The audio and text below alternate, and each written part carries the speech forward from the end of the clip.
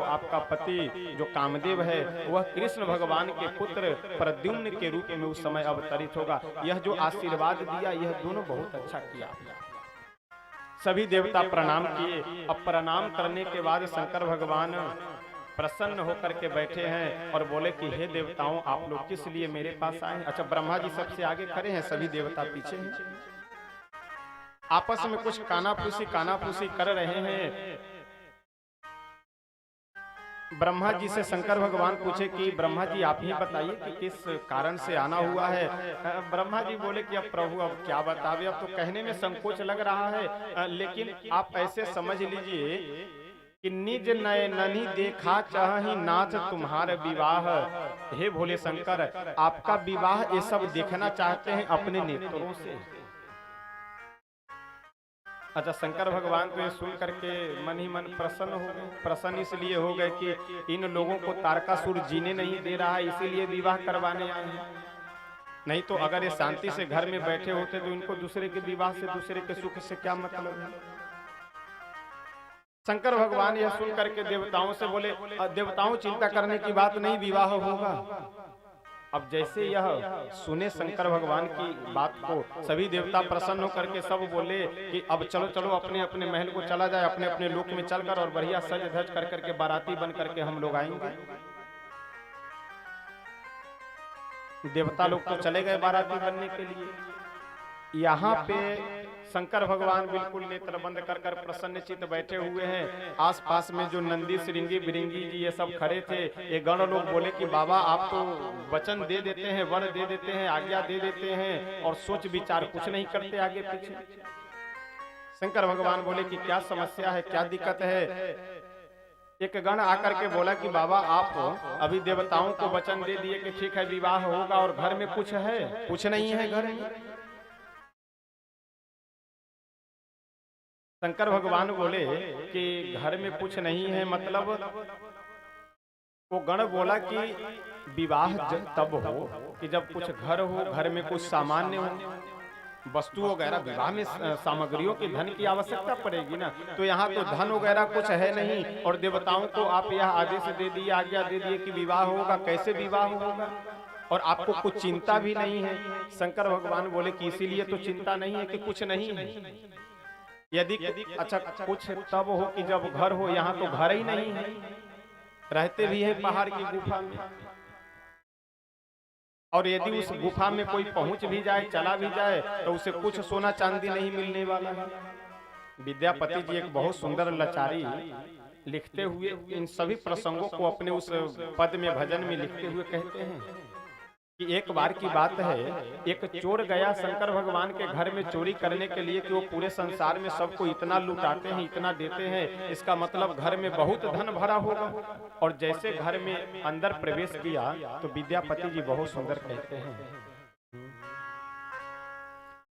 शिव जी के घरवा में भैलन चोरिया, सब धन चोर लेने जाए। गाएंगे नहीं क्योंकि गाने में फिर अब समय भाग रहा है बहुत तेजी से, और जैसे 9 बजेगा वैसे फिर आप लोग उठना बैठना, उठक बैठक वो सब प्रारंभ कर देंगे, तो इसलिए प्रसंग को देखते हुए थोड़ा सा जल्दी में आगे बढ़ेंगे।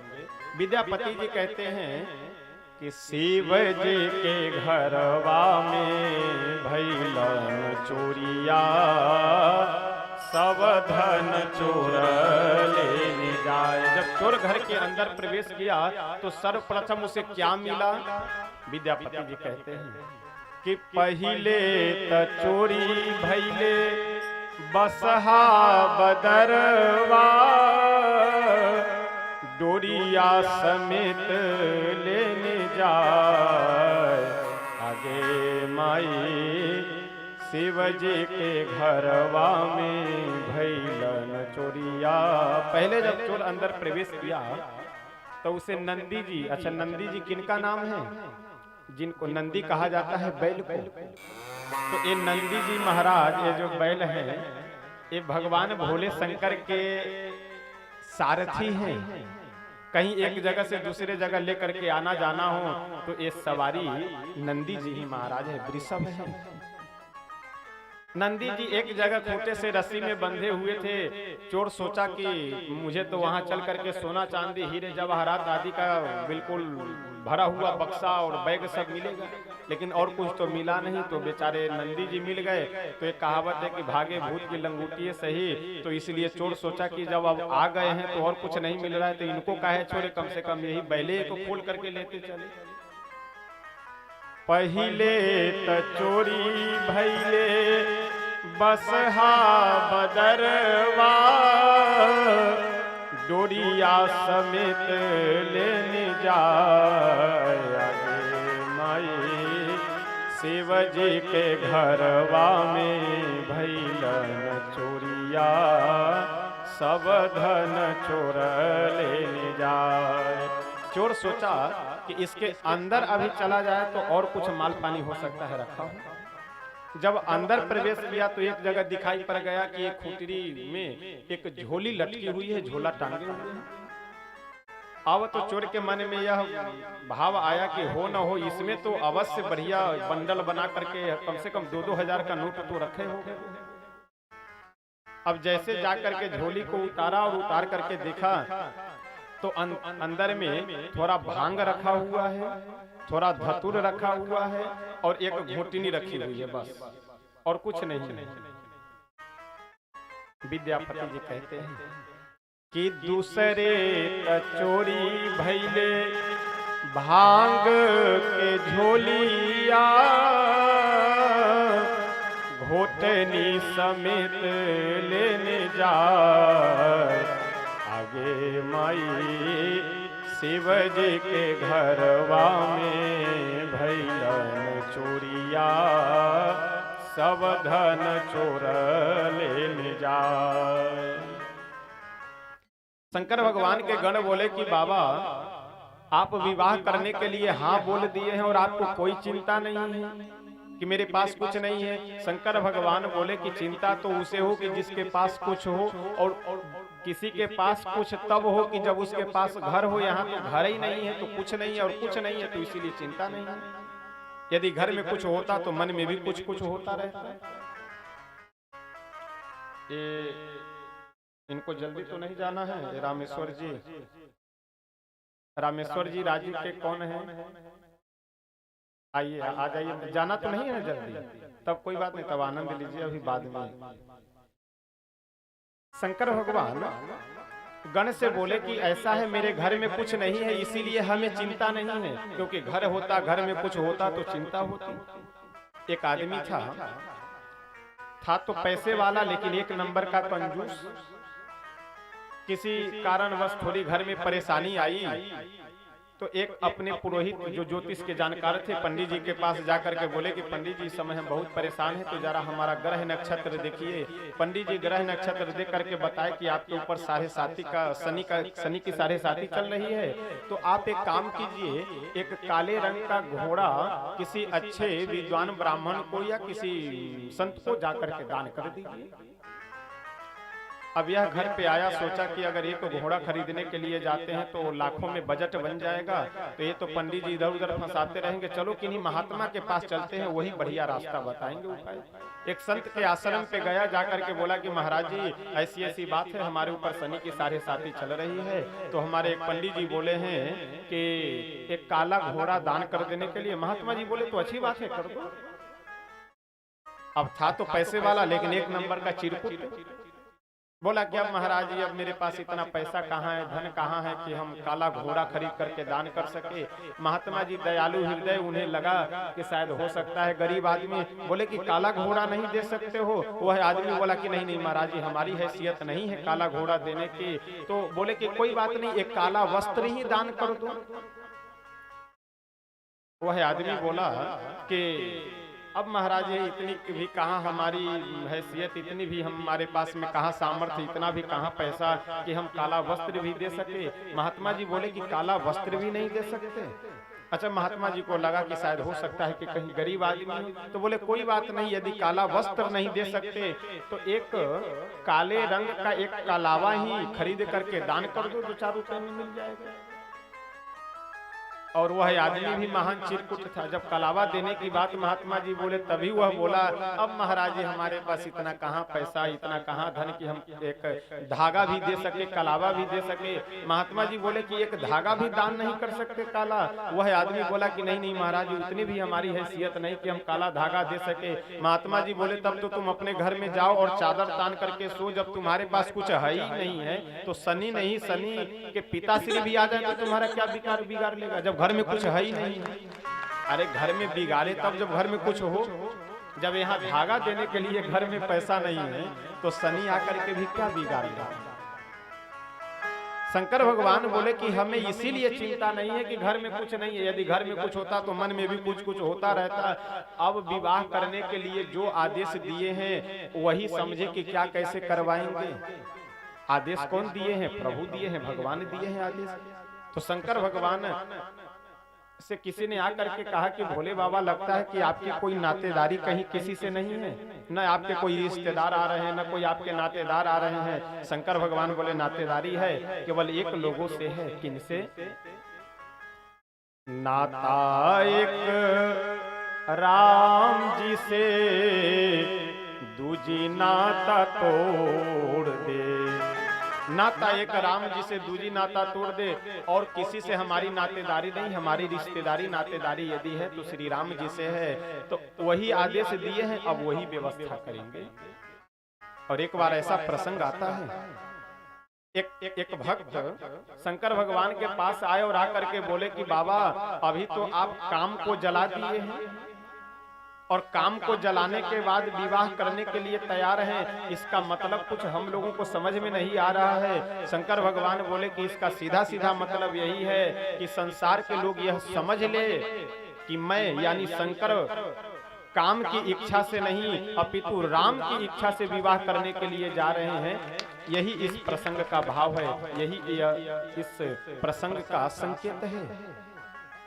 नारद जी एक बार जा करके प्रभु से पूछते हैं यह बात कि प्रभु क्या कारण है कि जब मैं विवाह करना चाह रहा था तो आप करने नहीं दिए और आप स्वयं जाकर के शंकर भगवान का विवाह करवा दिए। प्रभु बोले कि नारद जी आप काम की इच्छा से विवाह करने जा रहे थे और शंकर भगवान राम जी की इच्छा से विवाह करने जा रहे हैं, इसलिए उनका विवाह हो गया, आपका विवाह नहीं हो पाया। शंकर भगवान हमारे अपने आसन पे बैठे हैं, कोई चिंता नहीं, कोई मन में खिन्नता नहीं। आसपास में जो गण लोग खड़े थे वो सब बोले कि अगर मेरे बाबा को कोई तैयार नहीं, अच्छा जिनका विवाह होना है वो बैठे हुए हैं और जिनको बाराती जाना है वो सब सज धज करके सवर करके सब वो पहुंच रहे हैं। गण लोग बोले कि कोई चिंता करने की बात नहीं है, हम सब लोग अपने बाबा का स्वयं श्रृंगार करेंगे और हमारे बाबा हमारे स्वामी विवाह करने के लिए चल रहे हैं तो हम अपने स्वामी को हम लोग स्वयं श्रृंगार करेंगे, स्वयं दूल्हा बनाएंगे। और सब शंकर भगवान को दूल्हा बना रहे हैं। और कैसे दूल्हा बना रहे हैं तो गोस्वामी बाबा वर्णन करते हुए कहते हैं कि एक गण दौड़ करके गया और जा करके श्मशान घाट से बढ़िया गरम गरम चीता का भस्म लेकर के आया और ला करके शंकर भगवान के पैर से लेकर के मस्तक तक पूरा सजा देता है, भस्म लगा दिया।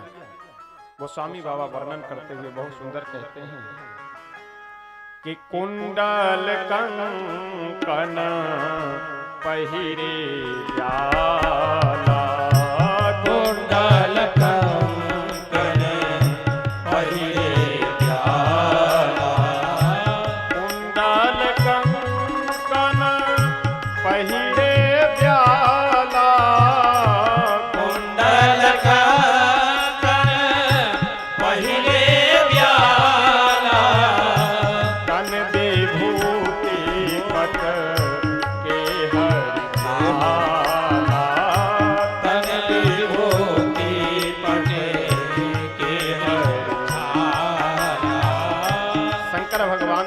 गण दौड़ करके गया, चिता का भस्म लेकर के आता है, पूरे शरीर में भस्म लगा दिया।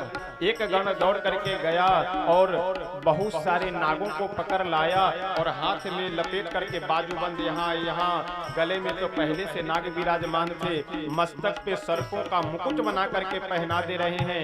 गंगा जी पहले से विराजमान है, चंद्रमा पहले से विराजमान है, शरीर में भभूत लगा हुआ है, भस्म लगा है, जगह जगह सर्प बंधे हुए हैं।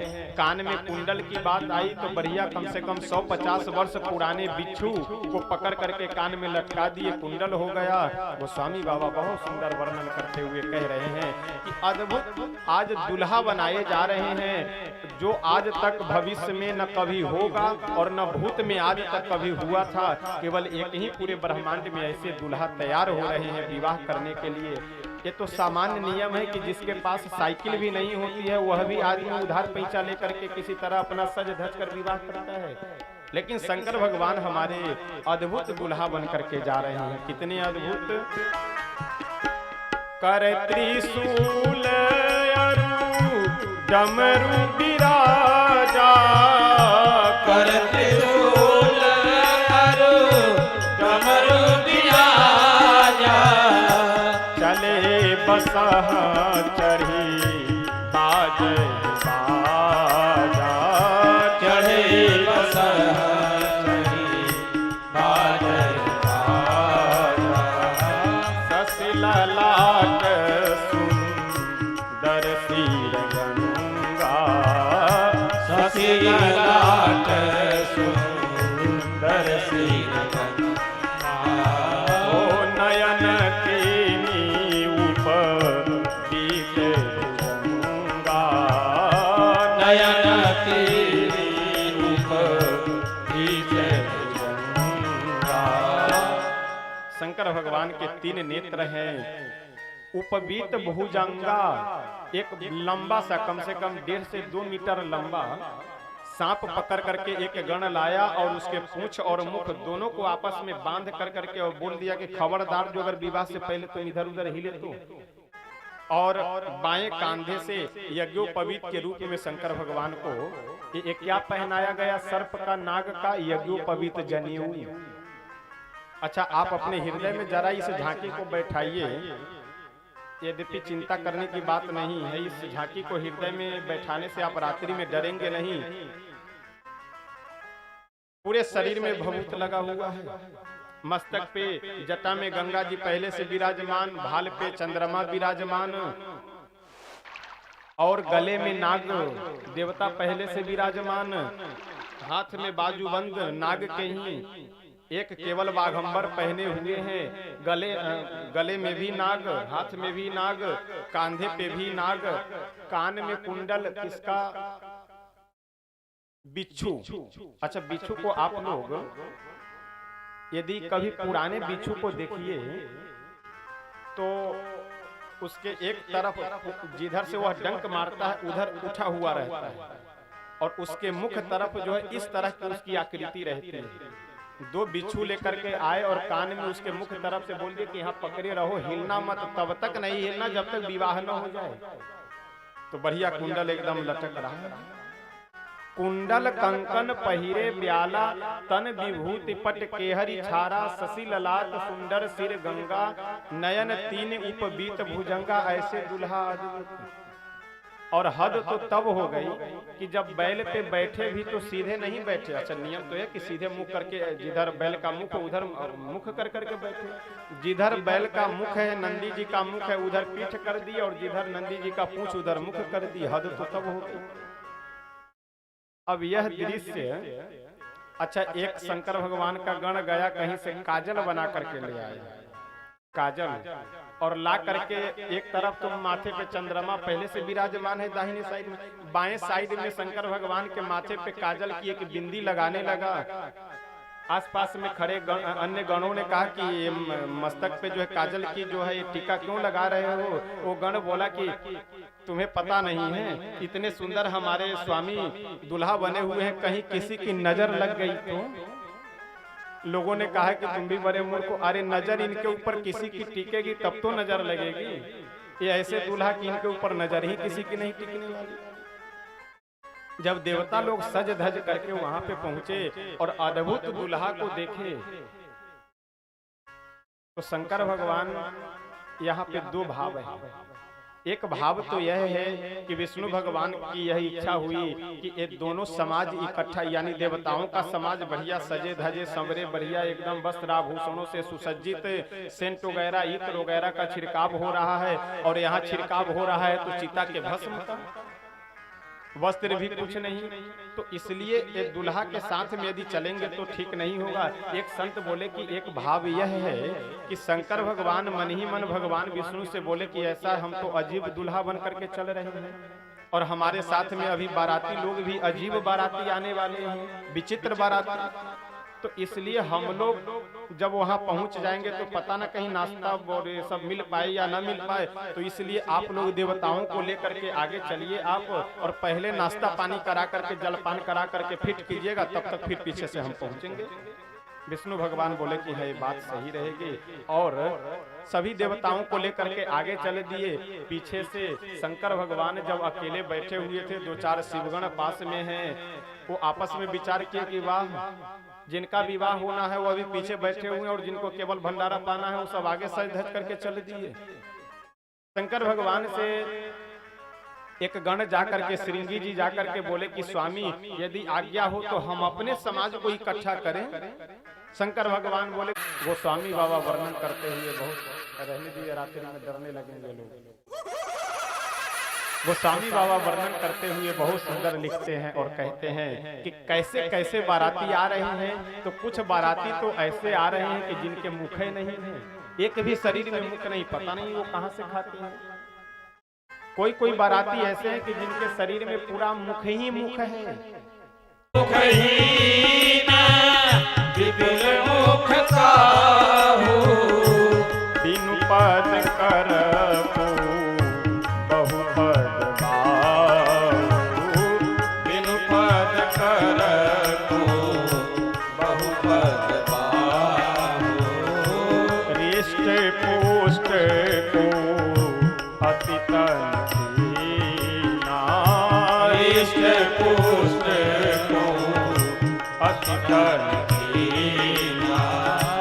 विपुल नयन को नयन दीना, विपुल नयन को नयन दीना।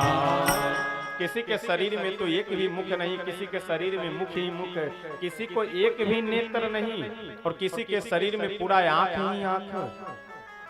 और ऐसे विचित्र बाराती इकट्ठे हुए, और गोस्वामी बाबा तो यहाँ तक लिखते हैं कि नाचहि गावहि गीत परम तरंगी, भूत सब देखत अति विपरीत, बोलहि वचन विचित्र विधि, अलग अलग प्रकार के। किसी का मुख गधे का है, किसी का मुख ऊंट के समान है, किसी का मुख कुछ, किसी का मुख कुछ, अलग अलग सबके मुख है, अलग अलग सबके शरीर हैं। किसी के शरीर में तो पूरा मुख ही मुख, किसी के शरीर में एक भी मुख नहीं, किसी के शरीर में पूरा पैर ही पैर, किसी के शरीर में एक भी पैर नहीं, किसी के शरीर में पूरा हाथ ही हाथ, किसी के शरीर में एक भी हाथ नहीं।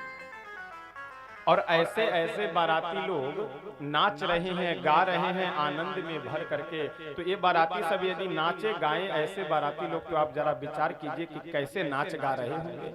जिसके शरीर में पैर नहीं है वो यदि नाचे तो कैसे नाचेगा? वो तो जैसे गेंद उछलता है उसी तरह से उछलने के अलावा और नाच कैसे सकता है। और जिसके पूरे शरीर में हाथ ही हाथ है तो केवल उलटने का करामात दिखला सकता है, और कैसे वो नाचेगा? और कोई अंग शरीर में दिखाई नहीं। अब कमर दिखाई पड़े तब तो कमर हिलावे, कमर का पता ही नहीं, वो तो पूरे शरीर में हाथ ही हाथ भरा हुआ है। ऐसे विचित्र बाराती सब गाते बजाते नाचते आनंद लेते हुए चल रहे हैं, क्योंकि आज तक इन भूत प्रेत पिशाचों को किसी ने भी अपने विवाह में आमंत्रित नहीं किया। लेकिन धन्य है हमारे भोले बाबा कि ऐसे समाज से बहिष्कृत लोगों को भी अपने बाराती में सम्मिलित कर करके सबको आनंद दे रहे हैं। ऐसे दयालु कृपालु और कौन हो सकते हैं? अच्छा, भोले बाबा हमारे अपने शरीर में भभूत कब से लगाते हैं आप लोग जानते हैं? एक बार की बात है, शंकर भगवान भ्रमण करने के लिए पृथ्वी पे निकले थे, तो एक जगह पे 200-250 लोग दिखाई पड़े और सब जोर जोर से बोल रहे थे, भैया राम नाम सत्य है, राम नाम सत्य है, राम नाम सत्य बोलते जा रहे थे। शंकर भगवान जैसे ही सुने उनको लगा कि ये सब हमारे पार्टी के आदमी हैं, क्योंकि हम भी तो यही कहते हैं कि उमा सुनहूं उमा कहूं मैं अनुभव अपना, सत्य हरि भजन जगत सब सपना। इस संसार में तो सत्य केवल भगवान का भजन ही है, बाकी तो सब असत्य है। और ये लोग भी वही बात कह रहे हैं कि राम नाम सत्य है। शंकर भगवान सबके साथ में मिल गए और मिल करके बोले कि हाँ तुम लोग बिल्कुल सही कह रहे हो, क्योंकि राम नाम ही सत्य है।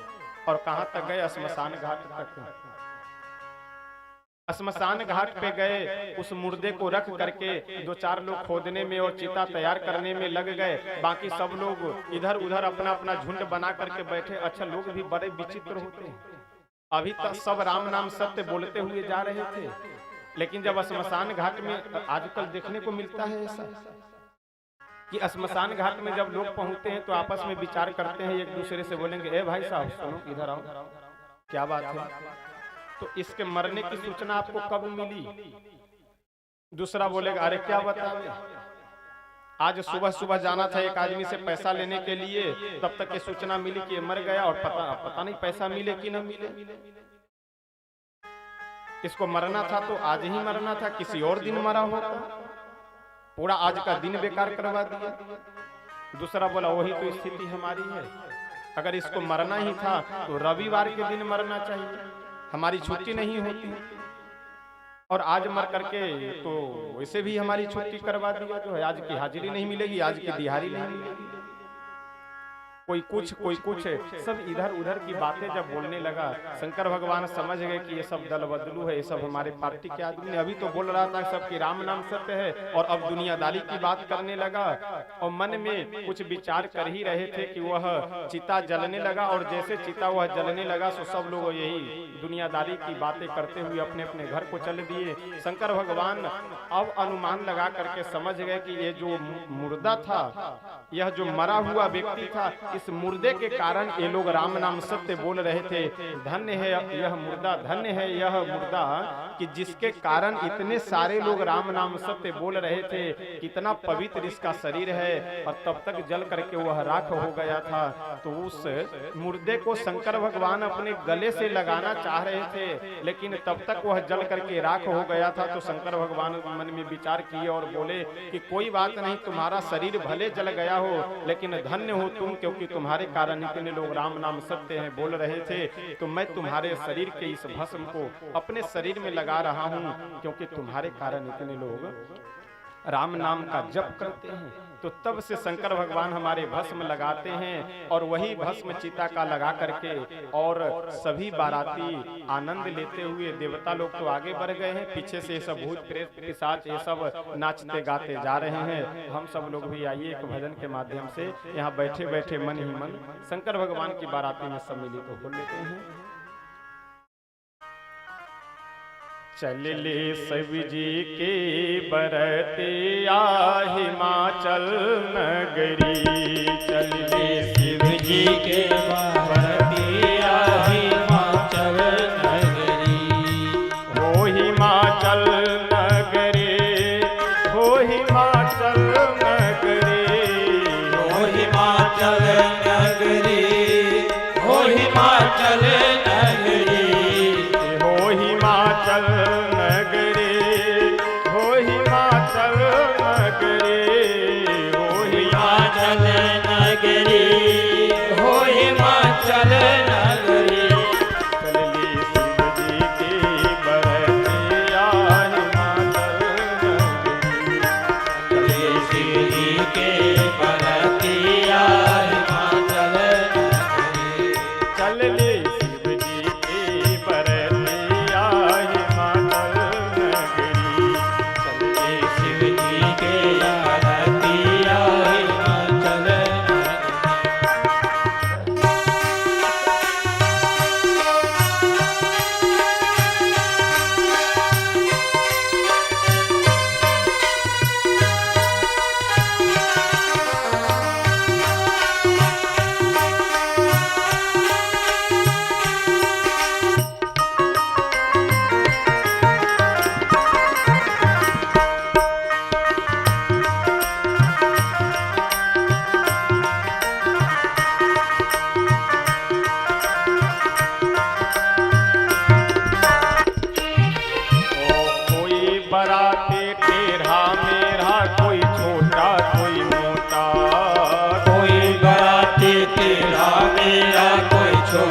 कोई मोटा, ओ कोई बराती तेरा मेरा, कोई छोटा कोई मोटा, कोई बराती तेरा मेरा, कोई छोटा कोई मोटा।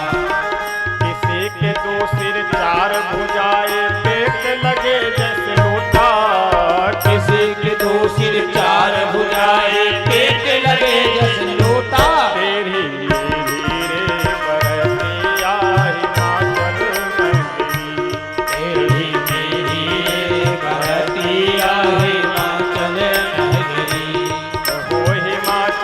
नगरी, हो हिमाचल नगरी, हो हिमाचल नगरी, हो हिमाचल नगरी, हो हिमाचल नगरी। चलनी शिव जी की बरतिया हिमाचल नगरी, चल ले शिव जी के बरतिया हिमाचल नगरी, चलनी शिव जी की बरतिया हिमाचल नगरी। सभी बाराती नाचही गावही गीत परम तरंगी भूत सब हू हा करते हुए अलग अलग स्वरों में गीत गाते हुए ये सब चल रहे थे। अच्छा, रास्ते में भगवान विष्णु जब देवताओं को लेकर के जा रहे थे तो कई जगहों पे उनको जाम मिला। कई बार होता है ना सड़कों पे जाम, लेकिन शंकर भगवान की बाराती जब जा रही थी तो कहीं कोई जाम नहीं, बिल्कुल एकदम पूरा रोड खाली, एकदम लाइन क्लियर। अच्छा, आपस में सब विचार कर रहे थे कि भाई क्या बात है कि हम लोगों को कहीं भी रास्ता जाम नहीं मिल रहा है, हर जगह लाइन क्लियर।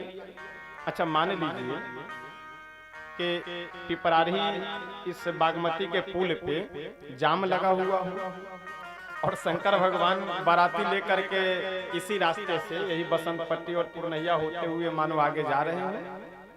तो यदि पुल के पास में अगर वो बाराती लेकर के पहुंचेंगे तो जितने मोटरसाइकिल वाले, फोर व्हीलर वाले, ये सब एक भी गाड़ी पे अपने रुकेंगे, ये सब पुल से नीचे कूद पड़ेंगे तुरंत देख करके। अब यह स्थिति, ऐसे अद्भुत बाराती, जिस गांव में पहुंचे वो गांव खाली, जिस बाजार में पहुंचे वो बाजार बंद। अच्छा, ये लोग सोचे कि शायद हो सकता है कि ये खाली हो जा रहा है, बाजार बंद हो जा रहा है हम लोग के स्वागत के लिए, लेकिन इन लोगों को क्या पता कि हमारे डर के कारण ये सब जो है जान बचा करके भाग गए। इधर तो शंकर भगवान अपनी बारातियों को लेकर चल रहे हैं, उधर नारद बाबा पहुंच गए कहां? श्री गिरिराज हिमालय के महल में जाकर के पता किए मैना जी को, तो मैना जी महल में नहीं थी। मैना जी पहुंच गई थी राज जो द्वार था महल में प्रवेश, राज्य में प्रवेश करने का मुख्य राजमार्ग, उसी के महल, उसी के किनारे महल के छत पे चली गई थी। किस लिए? अपने होने वाले दूल्हा को, अपने होने वाले दामाद को देखने के लिए, जो दूल्हा बन करके आ रहे हैं। नारद जी पता करते हुए वहीं छत पे पहुंचे। मैना जी तो नारद जी को देखी तो उठकर प्रणाम की, तुरंत एक कुर्सी मंगवा करके दी और बोली कि बाबा आपकी बड़ी कृपा है कि आप मेरी बेटी के लिए इतना सुंदर विवाह की व्यवस्था कर दिए, दूल्हा खोज करके ले आए। शंकर भगवान बोला कि यही बात यदि बाद में कहो तब तो फिर हम माने। इतने में भगवान विष्णु आए अपने पूरे समाज के साथ में। मैना जी जैसे भगवान विष्णु को देखी तो अपने मन में विचार कर करके नारद जी से बोली कि नारद बाबा, लगता है मेरे होने वाले जो दामाद है यही है। नारद जी बोले कि अरे नहीं माता जी, क्या बात करती हो, ये तो आपके होने वाले दामाद के मित्र हैं। अब तो मैना जी की प्रसन्नता और बढ़ गई कि बताओ, हमारे होने वाले दामाद के मित्र इतने सुंदर हैं तो हमारे दामाद होने वाले कितने सुंदर होंगे। विष्णु जी गए, इतने में आ गए इंद्र जी। मैना जी बोली कि हो ना हो कहीं यही तो मेरे दामाद नहीं है होने वाले। नारद जी बोले क्या माता जी, क्या आप छोटी छोटी बातें कर रही हो, ये तो आपके होने वाले दामाद के घर के नौकर चाकर हैं। इतने में वरुण जी आ गए। नारद जी बोले कि देखिए ये जो आ रहे हैं ये तो आपके जो होने वाले दामाद है उनके घर में पानी भरने का काम करते हैं। वरुण देव भी गए, पवन देव आए अपने समाज के साथ में। मैना जी बोली कि हो ना हो ये तो निश्चित ही मेरे होने वाले दामाद हैं, क्योंकि बड़े अद्भुत बड़े सुंदर दिखाई दे रहे हैं ये पवन देव। नारद बाबा बोले कि अब माता जी बार बार हमसे न पूछें, अब जितने लोग ये सब आ रहे हैं